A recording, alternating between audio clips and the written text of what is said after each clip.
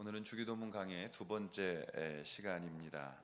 누구에게 기도하고 있는가라는 제목으로 함께 말씀을 나누도록 하겠습니다. 제가 중국의 어느 곳을 방문했을 때 독특한 체험을 한 적이 있었는데요. 거기에 가니까 이제 계단이 어마어마하게 많은 계단을 쭉 올라가면 큰 불상이 있습니다. 근데 그 불상을 이렇게 한 바퀴 이제 돌아보는 관광지라고 해서 이제 가서 봤는데, 거기에 그 안쪽에 큰 성전이 있어요. 대웅전처럼 큰 성전이 있고, 그곳에 사람들이 줄을 서서 이렇게 뭔가를 하고 있었어요. 그래서 제가 물어봤죠. 이게 뭐 하고 있는 거냐 그랬더니 기도를 하고 있는데, 그 기도를 어떻게 하냐면 종이에다가 기도 제목을 써서 그걸 진흙에다가 이렇게 이겨가지고 진흙과 함께 붙여가지고 그 가운데 성전 가운데 앉아 있는 좀 시커먼 불상에다가 이걸 던지더라고요. 던져가지고 딱 던졌는데 그게 한 번에 딱 붙으면 바로 기도가 응답된 것이고, 그게 이렇게 떨어지면 다시 또 이렇게 해서 다시 해서 또 붙이고, 이러니까 줄이 안 줄어드는 거예요. 그걸 보면서 참 우리와 다른 기도를 하고 있구나 이런 생각을 했습니다. 이런 행동이 아마 대표적인 세상 사람들의 기도의 모습이지 않을까, 그런 생각을 하게 되어집니다. 기도는 본인들이 소원하는 것을 신이라는 인간보다 뛰어난 어떤 존재에게 빌어대는 그런 행위로 우리가 이해해 왔기 때문일 것이라고 생각합니다. 하나님의 구속사에 쓰임받았던 이스라엘 민족도 하나님을 섬기면서 기도에 굉장히 열심을 가지고 있었고, 또 하나님이 기도하라는 명령 앞에 굉장한 순종을 했던 그런 민족이었습니다. 당시 유대인들은 기도를 거의 습관처럼 자주 하고 있었어요. 그리고 기도문들을 외우고 다니면서 기도했던 것을 볼 수 있습니다. 그들은 기도를 굉장히 중시 여겼기 때문에 몇 개씩 기도문을 암송하고 다니거나 또 시편을 노래로 만들어서 흥얼거리면서 그것을 기도로 만들었던, 열심히 했던 종교인들이었습니다. 예수님 당시 유대인이라면 누구나 잘 알고 있었던 유명한 기도문들이 여러 개 있었다고 합니다. 그 기도문을 수시로 암송했고, 또 그 기도문 가운데 카디시라는 이 기도문은 좀 짧은 형태의 기도문이 있는가 하면, 또 세몬의 에스레라는 18번의 축복기도라는 이런 건 좀 긴 기도문들이었지만, 또 그걸 가지고 기도하면서 의무적으로 하루에 2-3번씩은 계속 기도하는 그런 습관을 가지고 있었던 그 공동체의 모습을 볼 수 있습니다. 그러나 그들이 기도문을 외우면서도 시간이 지나면서 기도의 문은 있었지만 기도의 정신이 빠지면서 결국 하나님 없는, 마치 그냥 제사 지내는 그 문을 외우듯이 그렇게 기도를 하게 되면서 종교인이 되어져 갔던 것을 볼 수 있는 것이죠. 당시에 유명했던 여러 공동체가 있었는데, 바리새파랄지 사두개파랄지 에세네파랄지 또는 열심당원들이랄지, 그들은 각각 자기들만의 특색 있는 기도문을 가지고 있었다고 그랬습니다. 그래서 그 기도문을 가지고 기도했고, 또 유명한 종교 지도자들은 이 특별한 점들을 강조하면서 그 공동체의 비전 선언문 형태의 자신의 기도문을 가르쳤고, 공동체는 자신들만의 그 고유한 기도문을 가지고 기도했던 그런 기도의 여러 방면들이 있었다는 것을 볼 수 있는 것입니다. 그런 배경 속에서 누가는 오늘 이 주님이 가르치신 이 기도문이 어떻게 나왔는지 그 상황을 설명하고 있어요. 누가복음 11장 1절 이하에 보시면, 예수께서 한 곳에서 기도하시고 마치심에 제자 중 하나가 여짜오되, 주여, 요한이 자기 제자들에게 기도를 가르친 것과 같이 우리에게도 가르쳐 주옵소서. 예수께서 이르시되, 너희는 기도할 때 이렇게 기도하라 라고 가르치십니다. 그러니까 예수님의 제자들 중에 그 세례 요한, 또 침례 요한을 따르던 제자들이 많이 있었거든요. 그래서 여기 요한이 자기 제자들에게 기도를 가르친 것 같이라는 말은, 그 세례, 침례 요한이 자기를 따르는 제자들에게 기도문을 가르쳤던 것처럼 우리가 예수님을 따르니까 우리에게도 기도문을 가르쳐 주십시오라고 요청했다고 되어 있는 것입니다. 누가복음서에는 주기도문의 탄생이 제자들이 예수님의 기도의 모습을 보고 제자들이 다른 공동체처럼 우리에게 기도문을 좀 주십시오라고 요구했다라고 되어 있습니다. 마태복음에는 산상수훈 가운데에 주님이 이 기도문을 가르쳤다라고 되어 있는 것이죠. 이런 성경의 차이점들은 어떤 게 나오냐면, 만약에 성경은 영감으로 이제 주어진 것인데 마태복음 5장, 6장, 7장 산상수훈을 마태가 기록할 때에 붓을 들어서 처음부터 끝까지 한 번에 다 이렇게 써내려가는 게 아니란 말이죠. 쓰면서 다시 고민해보고 생각을 더듬어보고 또 이랬었지 이 말씀을 기억하면서 차근차근 기록하기 때문에 성경 속에서 숨어있는 시간차들이 있습니다. 그런 시간차들 때문에 누가복음과 마태복음은 좀 차이가 있지만 그럼에도 불구하고 이 주님이 가르치신 이 기도문은 2000년 동안 교회를 지켜왔고 역사 속에서 교회의 부흥을 일으켰고 하나님 나라를 확장시키는 일에 이 기도가 가장 대표적으로 사용된 것을 알 수 있습니다. 오늘 우리에게도 또 제자들에게도 이렇게 기도하라고 명하시는 기도의 삶으로 우리가 초대받기를 갈망하면서 오늘 이 말씀을 주님이 가르치신 기도문을 우리가 배우기를 원하는 것입니다.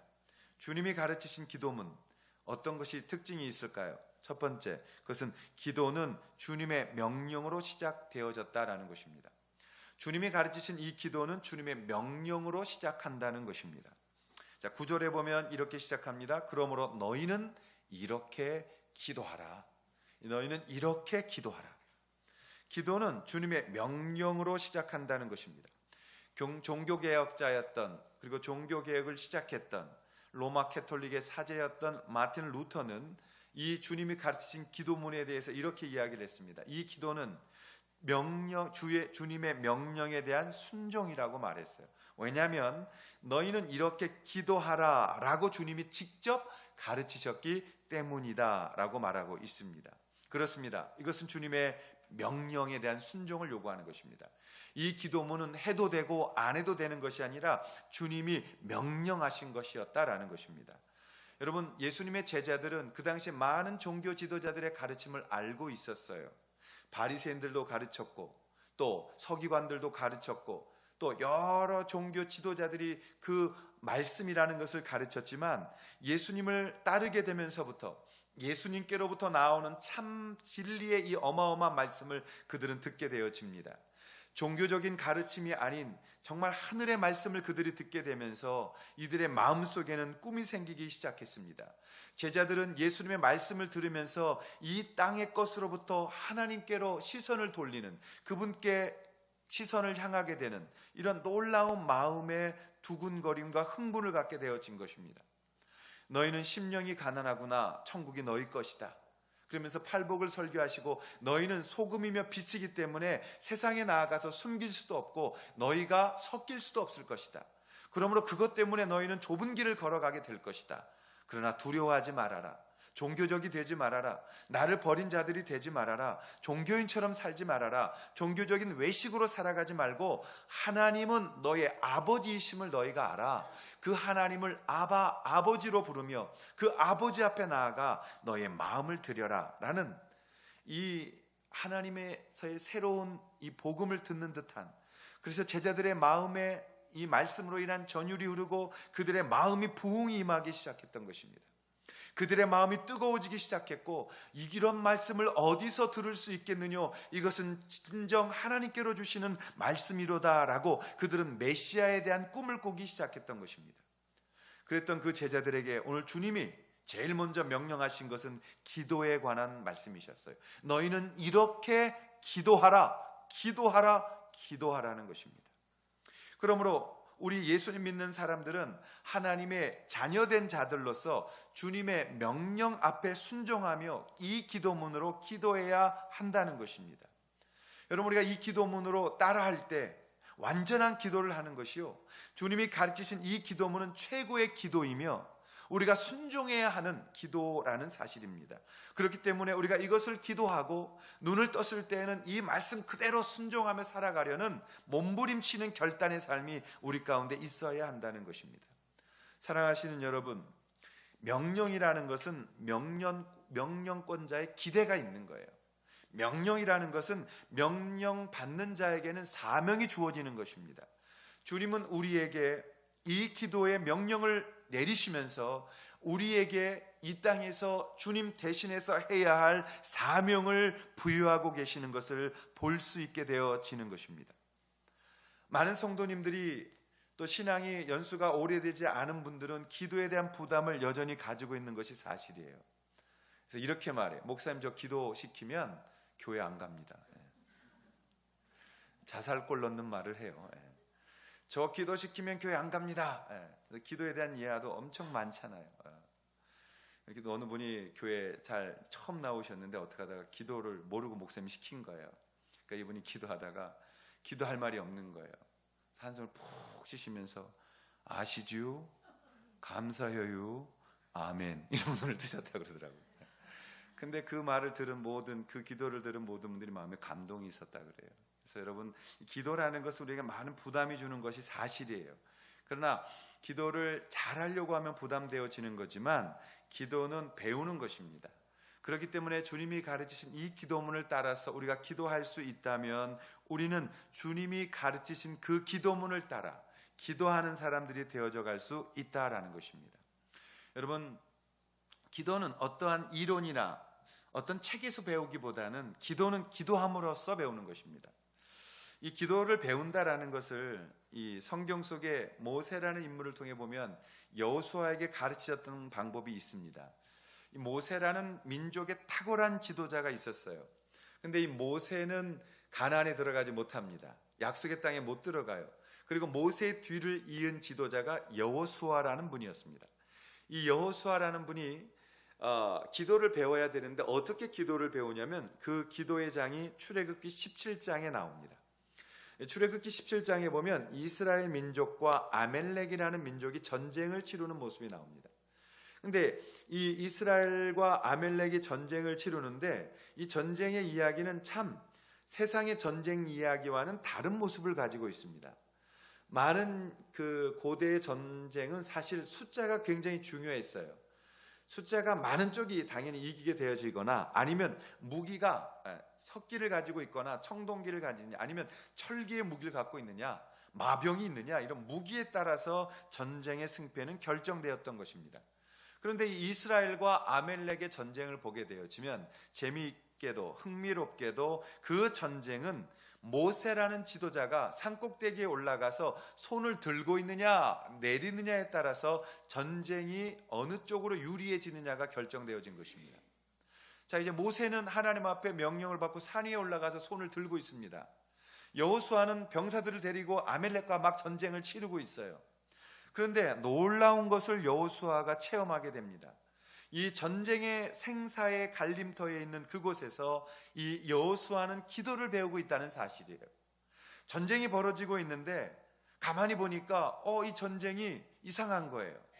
모세가 손을 들면 이스라엘 백성들이 막 밀어붙이는 유리하게 되어지고 모세가 들고 있다가 손이 너무 아파서 손을 내리면 아말렉이 막 밀고 오는 거예요. 여호수아가 이걸 보면서 여러분 얼마나 좀 황당했겠어요. 많은 전쟁을 치렀지만 아니 어떻게 모세가 손을 들면 이스라엘이 유리해지게 이겨가고 손을 내리면 아말렉이 이기는 걸 보면서 여호수아는 아주 놀라운 것을 배우게 되는 것입니다. 아, 전쟁은 하나님께 속한 것이구나. 하나님께 손을 들고 기도하면 우리가 이기는 것이구나. 하나님께서 우리가 기도할 때 도우시는 거구나. 여호수아는 여기서 놀라운 것을 배웁니다. 하나님께 순종하는 기도가 바로 우리의 전쟁을 이기는 비결이라는 것을 여호수아가 배우게 되어지는 것이에요. 하나님의 명령에 순종하며 두 손을 들고 기도하는 사람들에게 하나님은 승리하시는 삶을 주신다는 것을 그가 뼈저리게 배우게 되어지는 것입니다. 오늘 여러분들의 삶의 우선순위를 주님의 명령에 순종하는 그 기도에 맞추어 사시기를 주님의 이름으로 축원합니다. 너희는 이렇게 기도하라.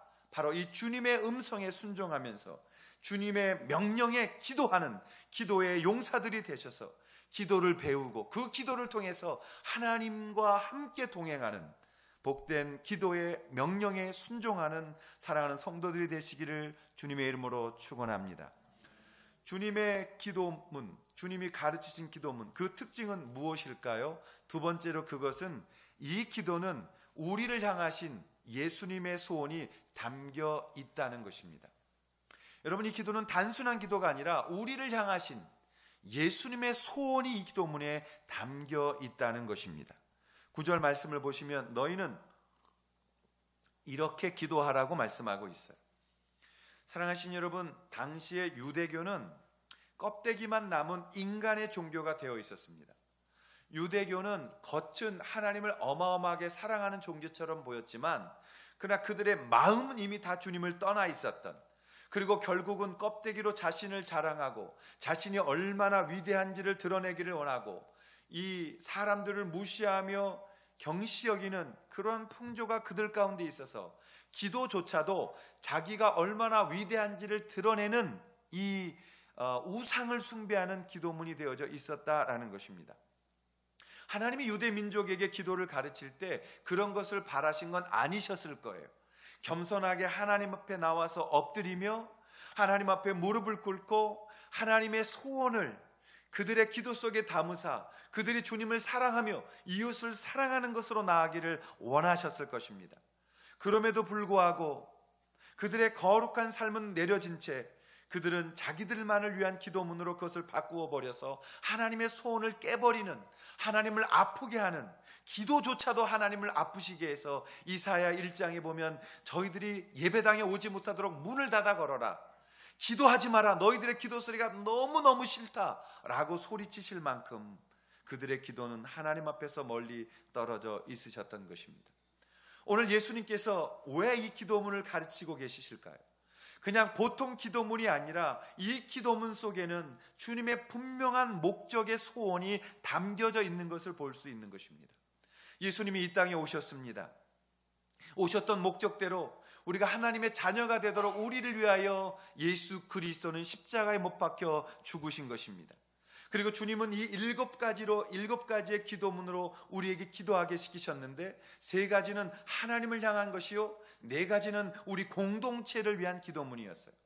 먼저 하나님은 우리에게 이 기도문을 예수께 가르치셔서 우리에게 전해주시면서 우리가 하나님의 나라를 위한, 하늘에서 완성된 그 나라를 위해 기도하게 하셨고, 하나님의 공동체가 이 땅에서 그의 이름을 거룩히 여기며 나아가도록 기도하게 하셨고, 또 어두움이 교회를 틈타거나 그 어두움이 교회를 깨지 못하도록 우리 공동체가 정신을 차리고 사랑하며 이 하나님 주신 공동체를 지키는 명령으로 이 기도문을 우리에게 가르치셨던 것을 볼 수 있습니다.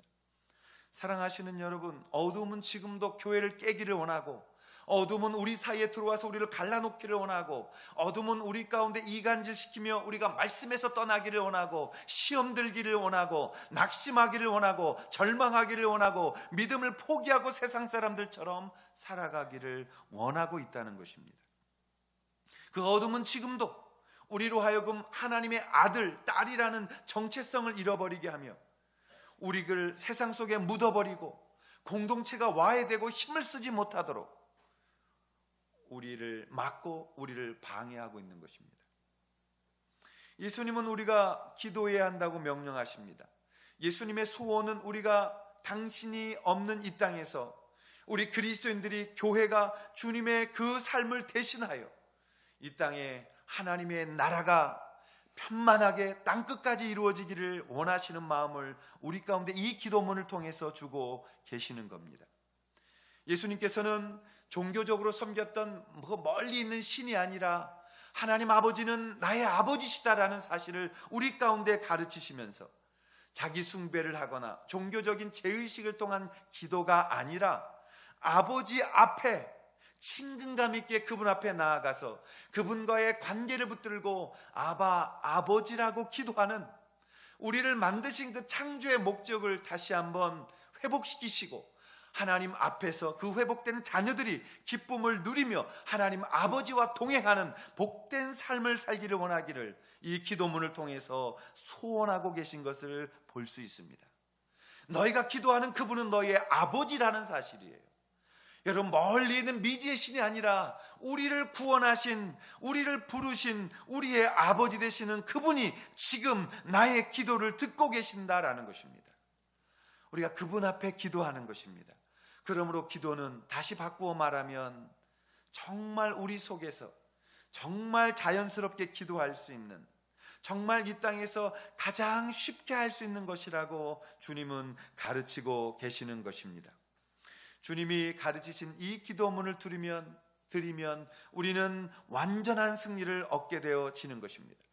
이 기도문을 가지고 계속 기도하다 보면 기도문 속에서 예수님을 보게 됩니다. 이 기도문 속에서 십자가에 그분이 달리셔야만 했던 그 이유와 목적을 보게 되어지는 것입니다. 이 기도문 속에서 간절하게 우리를 향하셨던 그 십자가의 피 흘리신 사랑을 우리가 만나게 되어지는 것입니다. 이 기도문을 통해서 하나님을 우리의 아버지로 다시 모시며 우리가 하나님의 아들과 따님으로서 이 땅으로서 어떻게 살아야 할 그분의 소원이 이 기도문 속에 있음을 우리가 알게 되어지는 것입니다. 살아가신 성도 여러분이 이 땅 살아가면서 오늘 삶이 공허하고 또 삶이 방황스럽고 힘들어하면서 갈 곳을 찾지 못하고 있다면 여러분 오십시오. 그리고 이 기도를 함께 드리십시다라고 여러분에게 권면드리고 싶습니다. 예수님의 소원, 그것이 그분의 기도 속에 있었고 그것이 우리에게 이 기도문을 가르치셨던 이유라는 사실을 우리가 기억하면서 기도란 종교생활을 오래 한 사람들만이 하는 것이 아니요, 기도란 특별한 대상이 특별하게 하는 것이 아니요, 기도란 주님이 이 가르치심대로 나를 구원하신 그 아버지 앞에 나의 모든 상황을 말씀드리며 나의 모든 것들을 구하며 더 친근감 있게 그분을 사랑하고 그분의 사랑해 주신 그 은혜를 붙들고 우리가 서로를 사랑하며 하나님 앞에 나아가시는 것이라는 것을 알아 주님 앞에 이 기도문을 붙들고 예수님의 소원이 이루어져가는, 우리를 통해서 완성되어져 가는 그런 복된 기도의 사람들이 되셔가기를 주님의 이름으로 축원합니다. 주님이 가르치신 기도문 어떠한 특징이 있을까요? 세 번째로, 이 기도문 속에는 우리의 기도 대상이 하늘에 계신 분이라는 것을 알게 한다는 것입니다. 우리의 기도 대상이 하늘에 계신 분이라는 것입니다. 9절 말씀을 다시 보면 그러므로 너희는 이렇게 기도하라, 하늘에 계신이라고 말합니다. 예수님은 바리새인들이 자신을 우상으로 섬기는 자기 중심적인 기도를 금지시키셨어요. 그리고 먹을 것, 입을 것, 이 땅에 필요한 것들을 구하는 기도를 이방인들이 구하는 기도라고 말씀하셨습니다. 그러면서 오늘 우리에게 왜 그렇게 하나님 아버지를 하늘에 계신 분으로 강조하고 있는지를 가르치고 계시는 것입니다. 우리의 기도를 받으시는 분, 그분은 우리의 아버지십니다. 그러나 그 아버지는 하늘에 계신 분이라는 사실을, 존귀한 분이라는 사실을, 우리가 함부로 대할 수 없는 분이라는 사실을 우리에게 가르치고 있는 것입니다. 이방의 신들은 얼마나 싸구려 신들입니까? 시장 저작거리에서 무게를 달아 흥정할 수 있는 그러한 신들이었다는 거예요. 사람보다 조금 뛰어난 그런 신들로 그들이 복을 빌고 잘 살게 해달라고 빌고 있었을 때 우리 예수님은 이렇게 말씀하십니다. 너희가 기도하고 있는 그 대상은 하늘에 계신 분이시라. 너희가 함부로 가볍게 대해서는 안 되는 것이라. 그분이 너의 아버지이시나 그분은 하늘에 계신 분이시므로 그분에 대한 거룩함의 인식을 가지고 그분 앞에 나아가라고 말씀하고 있는 거예요. 오늘 우리가 이 기도를 좀 너무 급하게 배웠습니다. 그래서 기도를 할 때 우리는 앉자마자 주님 안녕하십니까? 지금부터 제가 필요한 것을 빠르게 부를 테니 빠짐없이 받아 적어 주시기를 바랍니다. 머리가 좋으시니 메모라이즈를 잘 하셨다가 하나하나 그대로 집으로 배달해 주시기를 바랍니다. 마치 어떤 슈퍼마켓에 물품 신청하는 신청서를 요청하듯이 요청하기 시작합니다. 주님, 제가 이렇게 되니까 뭐 해주시고 저희 자녀들 위해서 뭐 해주시고 저희 남편에게는 뭐가 필요하니 뭐 해주시고 쭉 나열을 하고 끝나면 어떻게 해요? 끝, 갑니다. 그리고선 급하게 그 기도 자리를 떠나고 있다는 것이죠. 우리가 오늘 그런 기도의 습관에서부터 주님이 가르치신 습관으로 다시 좀 돌아올 필요가 있습니다. 주님은 제일 먼저 무엇을 가르치셨냐면 우리의 기도를 들으시는 분은 하늘에 계신 분이시다. 그분은 우리에게 가볍게 여김을 받으셔야 되는 분이 아니시다라는 분. 하나님은 어떠한 상황 속에서도 변함없으시고 그분은 언제나 완전한 분이시고 또 거룩한 분이시고 우리가 함부로 대할 수 없는 존귀하신 만왕의 왕이시며 창조주라는 사실을 우리 가운데 인식시키기 시작하십니다. 우리가 기도에 나아가 우리의 필요를 그냥 나열해놓고 급하듯 떠나는 기도가 중요한 것이 아니라 언제나 하나님을 부르는 일로 우리를 붙들어 가신다는 것을 기억하셔야 된다는 것이에요. 그래서 여러분, 정말 우리가 기도할 때에 기도의 대상, 우리의 기도를 받으시는 분이 어떤 분이신지를 좀 묵상하고 들어가셨으면 좋겠어요. 여러분, 우리 아이들이 우리에게 용돈을 구할 때도 하다못해 그 아이들도 용돈 달랄 때는 좀 경외감을 갖고 오잖아요. 용돈 달라 그럴 땐 좀 머뭇거리면서 우리에게 존경의 마음을 이렇게 표현하고 돈 달라고 한단 말이에요. 우리는 하나님 그분 앞에 나아가 기도하면서 너무 그냥 우리의 필요한 것들만 막 얘기해놓고 급해서 떠나버리는, 그 조금 기도에서 많이 멀어져 있는, 하지 말라는 기도를 열심히 하고 있는 이런 모습을 우리 가운데 보게 되어지는 것입니다.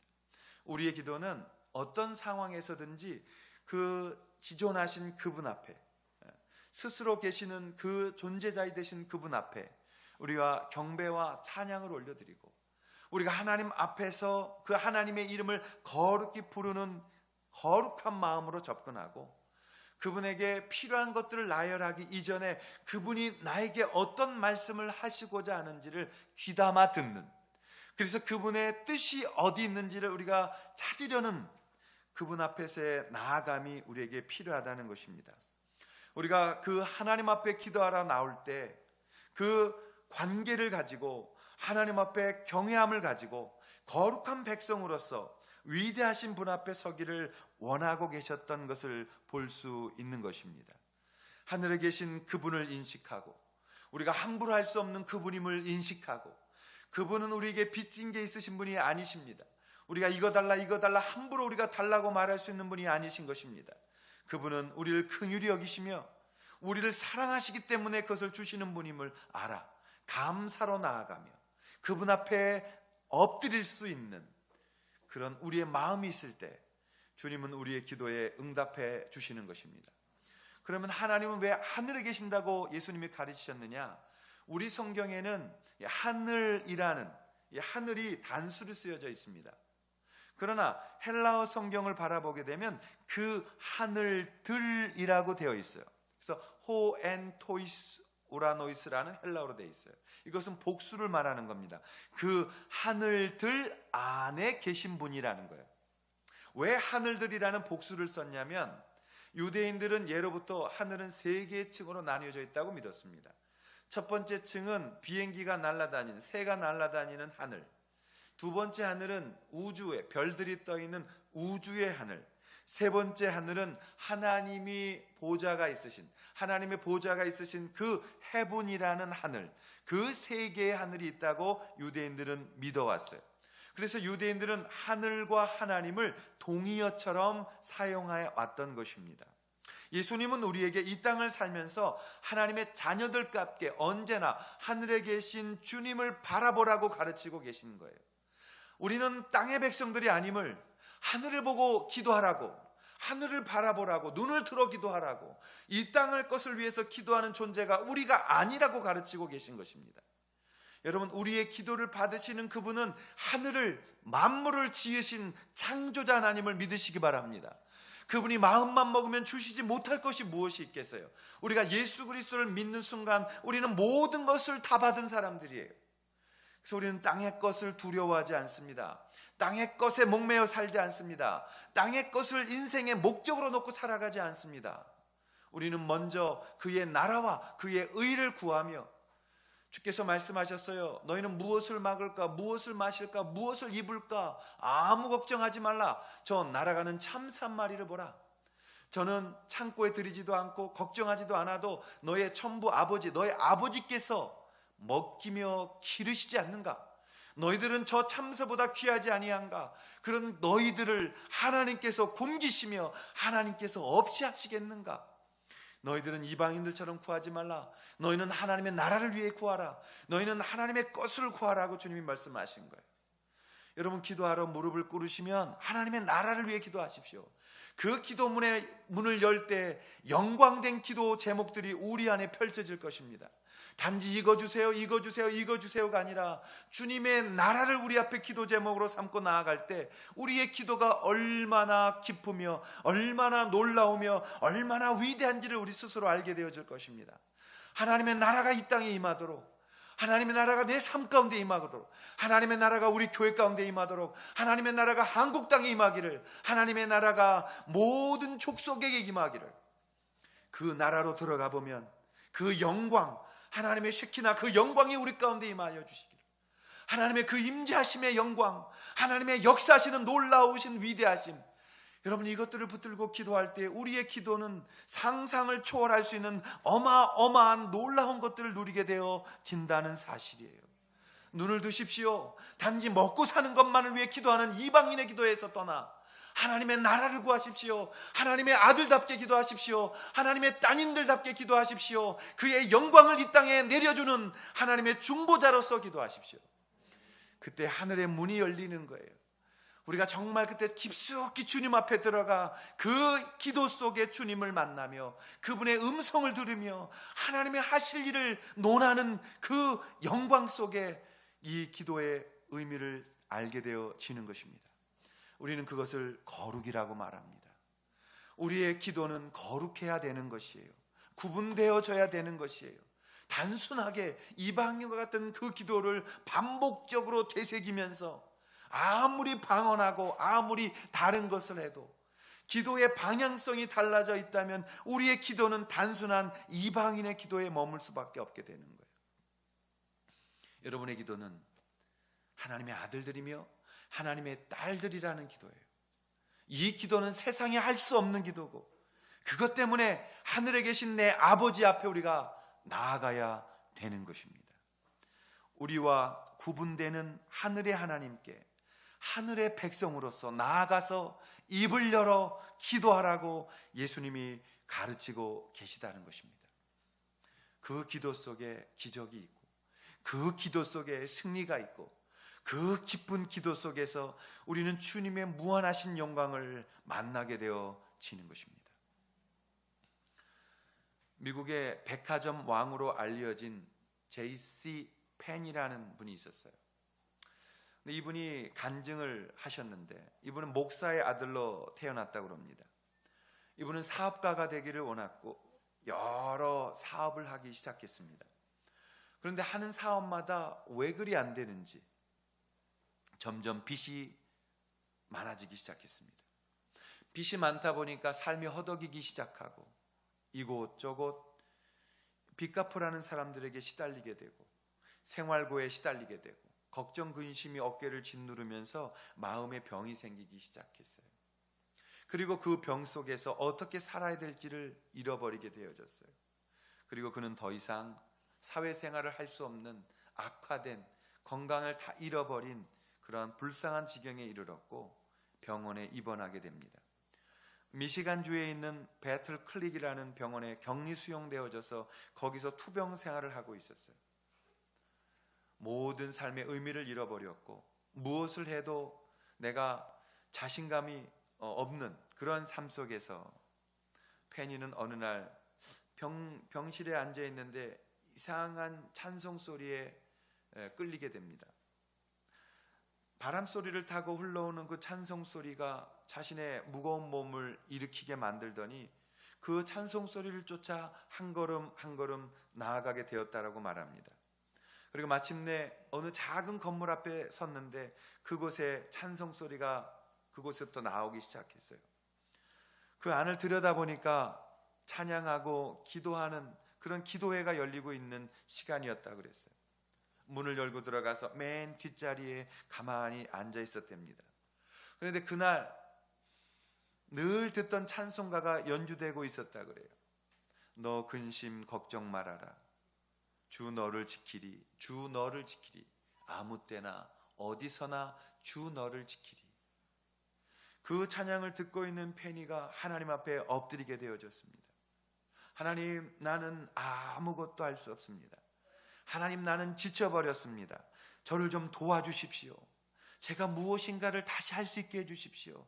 하나님 나를 좀 살려주십시오, 나를 도와주십시오라고 그곳에 엎드려 기도하기 시작했을 때 그의 마음속에 이상한 무엇인가 가득 채워져 오는 확신과 기쁨이 밀려오기 시작했다 그래요.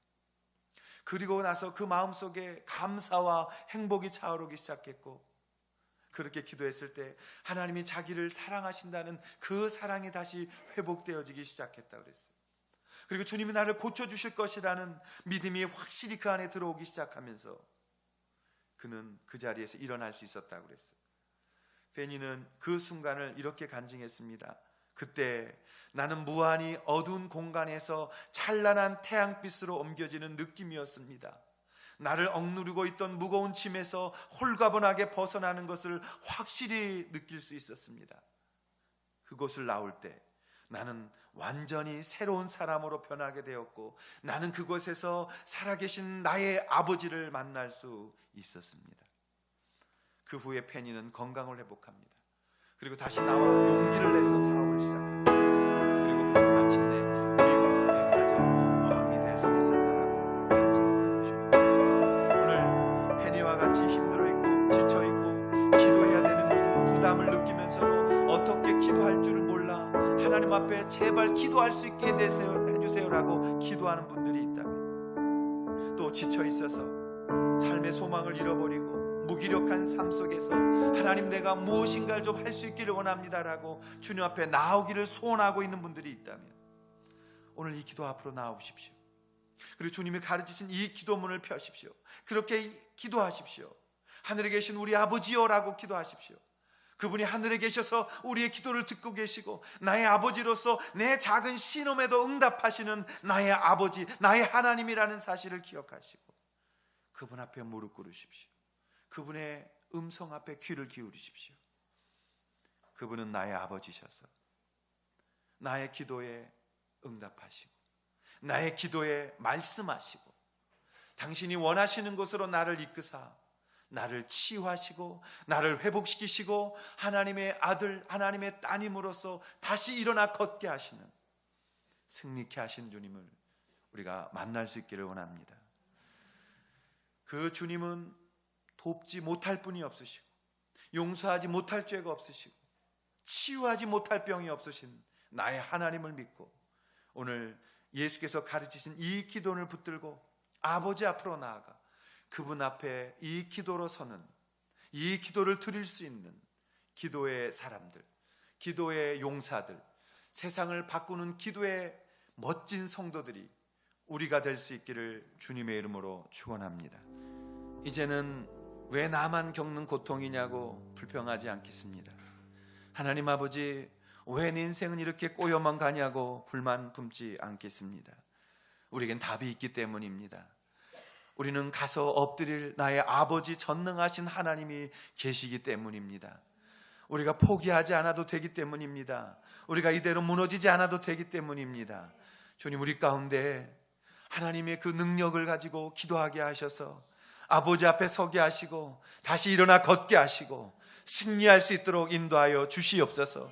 우리의 삶에 기름 부어주셔서 하나님의 동행하심과 성령의 역사하심이 우리의 삶 가운데 간증되어질 수 있도록 이렇게 세워주시고 걷게 하시고 그곳을 뛸 수 있도록 힘을 더하여 주시옵소서. 아버지 하나님, 우리가 그렇게 사랑하기를 원하고 그렇게 사랑하는 공동체가 되기를 원하고 이곳에 주의 비전이 있어서 세우신 만방새 목장교회가 그렇게 성장해 갈 수 있기를 원하고 하나님 아버지 앞에 이 교회가 더욱더 존귀하심을 입어 하나님 쓰시는 교회가 될 수 있기를 원하오니 주여, 우리 가운데 참 쉽게 물러서거나 포기하거나 지치지 않도록 도와주시고 하나님의 이 기도를 붙들고 승리할 수 있는 영적인 힘과 능력과 우리가 낮아지며 섬길수록 부어주시는 은혜들을 우리의 삶 가운데 체험해 나아갈 수 있도록 우리의 삶에 성령의 기름 부으심이 있도록 허락하여 주시옵소서.